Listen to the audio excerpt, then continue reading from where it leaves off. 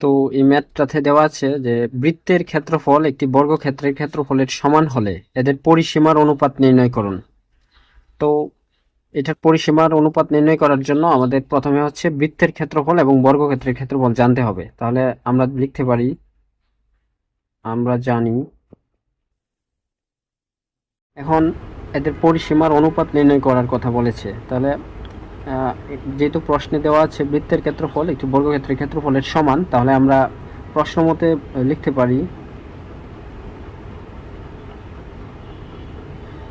পাই আর square সমান এ square.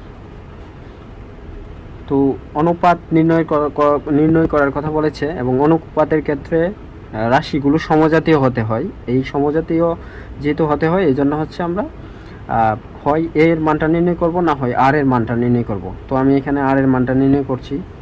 এখন এদের পরিসীমার অনুপাত, তাহলে পরিসীমার অনুপাত হবে, আমরা জানি হচ্ছে বৃত্তের পরিসীমা হচ্ছে 2 পাই আর এবং বর্গের পরিসীমা হচ্ছে 4a। তাহলে আমরা লিখতে পারি 2 পাই আর এর মান আমরা পেয়েছিলাম a/√পাই 4a। তাহলে আমরা লিখতে পারি 2√পাই এবং হচ্ছে a/√পাই আর এখানে 4a।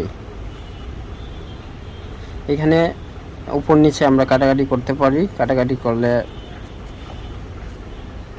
2a√পাই এবং 4a থাকবে।